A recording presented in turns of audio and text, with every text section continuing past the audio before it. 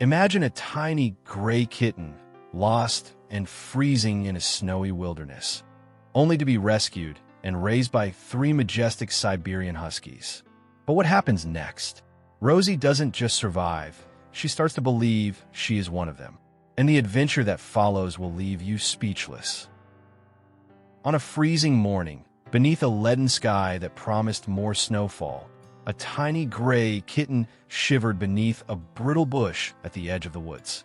Her fur was thin, damp with melted frost, and her wide blue eyes reflected the terror of the unknown.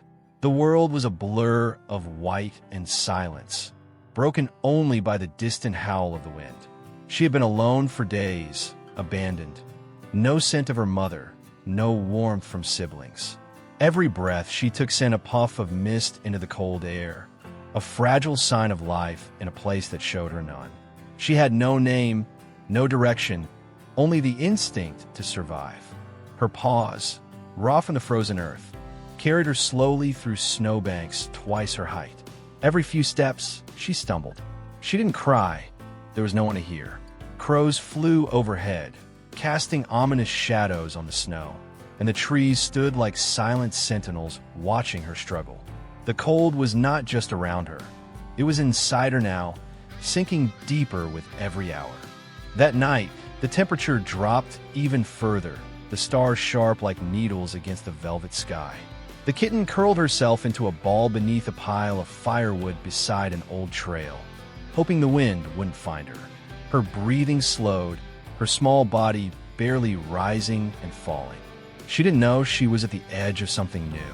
Her world had been nothing but silence, hunger, and fear. But just beyond the bend, a change was coming. The next morning, tire tracks crunched along the snowy trail. A couple, bundled in thick winter gear, were hiking back from their cabin in the woods with their 3 massive Siberian Huskies. Yukon, the proud father, Nala, the gentle mother, and Loki, their young and playful son. It was Loki who first caught the scent. He stopped mid-stride, nose twitching, and darted toward the stack of firewood with a sharp bark. His tail wagged wildly, but his eyes were serious. The woman hurried over, crouching to investigate. Beneath the logs, she saw the trembling bundle of gray fur. At first, she wasn't sure the kitten was alive, but as she reached out, a weak meow escaped those frostbitten lips. The couple exchanged a quick glance. No words were needed. This kitten was coming home with them, wrapped in a flannel scarf and held close to the woman's chest. The kitten began to feel something she hadn't known in days: warmth. That night, in a cozy cabin with the scent of pine and hot soup in the air, the kitten lay bundled in a blanket beside the fireplace. The Huskies, curious and watchful, lay a few feet away. Their blue and amber eyes blinked slowly at the newcomer. She was so small, so different, and yet something unspoken passed between them, a bond that had not yet formed, but already waited to be written in the snow. The next morning, the little kitten woke up to a world unlike any she had known. Gone were the shadows and silence of the forest. Now there was warmth, the crackle of a fire, and the rhythmic breaths of giants. She blinked slowly, her body still sore, but her senses overwhelmed by new smells: pinewood, fur, snow, food. And then she saw them. 3 massive figures lying nearby, their thick coats gleaming in the morning light. The Huskies were awake, watching her with quiet intensity. Loki, the youngest of the trio, stood and patted over. His nose nudged the blanket gently, and the kitten froze.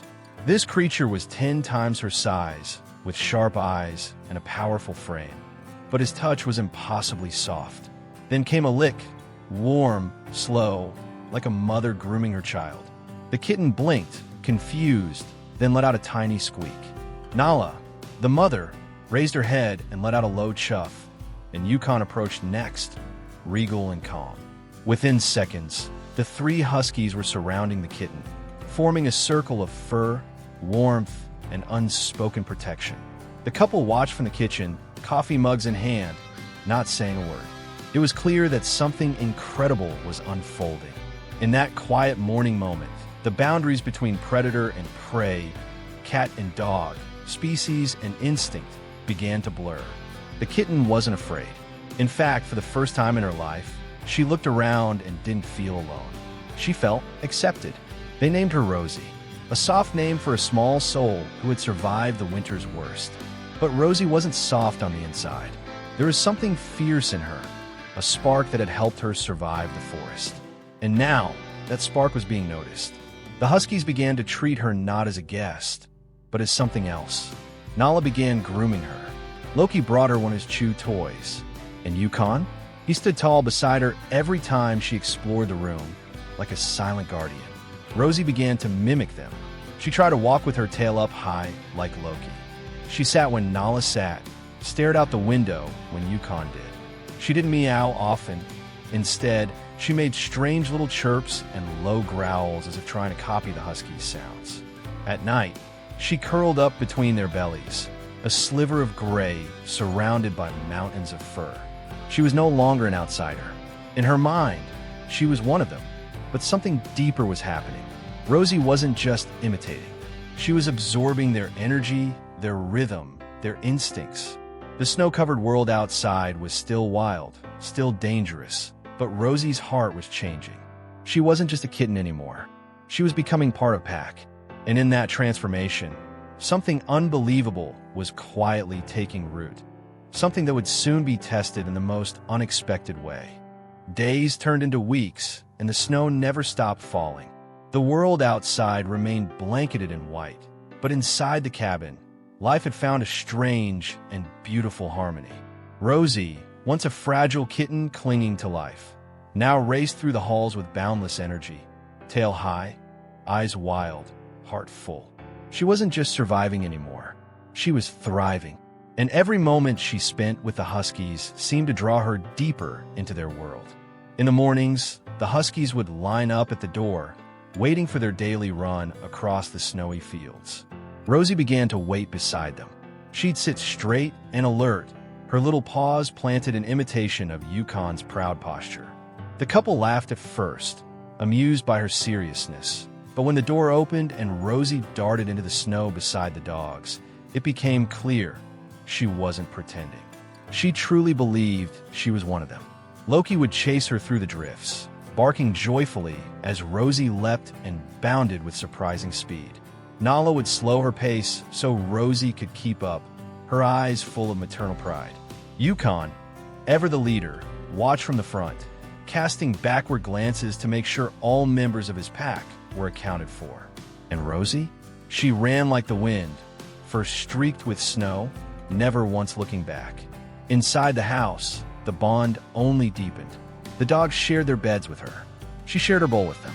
When one barked at a noise outside, Rosie would hiss and crouch low, ready to defend. They taught her things they didn't even know they were teaching. How to listen to the wind, how to sense danger in silence, how to trust without fear. And Rosie taught them something too, how to love something small, delicate, and different. There was a moment, one evening, when the fireplace flickered low and the family lay in a pile of fur and softness.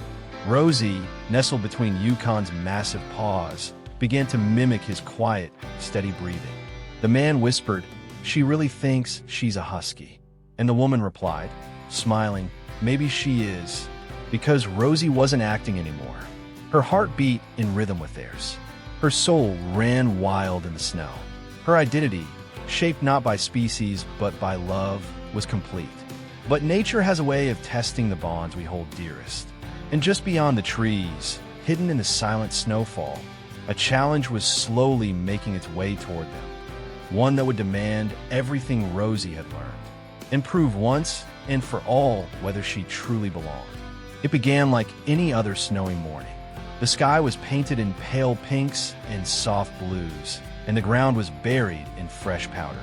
The couple prepared for their usual hike into the woods, the Huskies already leashed and bounding with excitement. Rosie, as always, waited eagerly by the door. Though they never leashed her, she followed them faithfully, paws dancing through the snow as if she were born for it. That day, they ventured deeper than usual, past the frozen stream, beyond the pine ridge. The snowfall grew heavier, muffling their footsteps and painting the world in white silence. The Huskies led the way, tails high and alert, while Rosie trotted between them, flanked by her protectors. But then a loud crack echoed through the forest. The ground beneath them shifted. A narrow ridge near the trail had iced over, and as Rosie stepped across, the snow gave way. In a heartbeat, she vanished from sight, slipping through a crack into a narrow ravine. Panic erupted. The Huskies barked frantically, circling the hole. The couple rushed forward, calling her name. But Rosie was nowhere in sight, only a faint mewl rising from the snow below. The crevice was deep and slick, impossible for the humans to reach without gear. Worse, the temperature was dropping fast. That would come soon. Every minute mattered. Rosie was injured, frightened, and alone. Or so they thought. Suddenly, Yukon took charge. The old husky barked once, sharply, and Loki responded, lowering himself toward the edge. Nala stood guard, her eyes locked on the humans, as if trying to communicate. It was Rosie who made the first move. Her little body, scraped but unbroken, began to climb, not like a cat but like a husky. She dug her claws into the snowbank, using her back legs to push upward. She didn't meow. She growled, soft, steady, determined. Halfway up the slope, she slipped. But Yukon was there. He leaned in, his snout brushing hers, his paw pressing against the edge to offer support. With a final leap of faith, Rosie scrambled up the last few inches and into the warmth of Nala's chest. She collapsed in the snow, breathing hard, while the Huskies circled her like a triumphant army. The humans watched in awe. No leash, no commands, just instinct, just family. In that moment, something undeniable became clear. Rosie wasn't just mimicking the Huskies. She had become one of them. Her courage, her will to survive, her unwavering loyalty to the pack. It wasn't an act. It was who she was now. And though her body bore the softness of a cat, her heart beat with the strength of a husky. Rosie's rescue from the ravine wasn't just the end of a crisis. It was the beginning of a legend. After that day, the couple noticed something had shifted. Rosie no longer hesitated when the door opened to the wild. She led the charge into the snow, ears perked, tail flicking like a banner in the wind. She was no longer the tag-along, the tiny shadow among giants. She was a leader in her own right, small but fearless. When visitors came to the cabin and saw Rosie among the Huskies, they always did a double take. "Is that a cat?" they'd ask, watching as she paced beside Yukon with the grace of a queen and the swagger of a sled dog. Rosie didn't meow anymore unless she was hungry. Instead, she made low chuffing sounds, almost like a miniature bark. And when she ran with the pack, leaping through drifts and chasing the wind, there was no doubt in anyone's mind. She thought she was a husky. But it wasn't just behavior. Something deeper had changed. Rosie had developed a fierce loyalty, a pack instinct that went beyond imitation. If one of the Huskies was sick or injured, she was the first to curl beside them, grooming their ears and sleeping at their side. When wolves howled in the distance, Rosie stood tall and hissed toward the dark, placing herself between danger and her family. The Huskies accepted her not as a pet, not as a guest, but as a sibling, a daughter, a fellow guardian of the pack. Seasons passed. The snow melted and returned again. Rosie grew into a strong, agile cat, muscles taut from her winter training, eyes bright with purpose.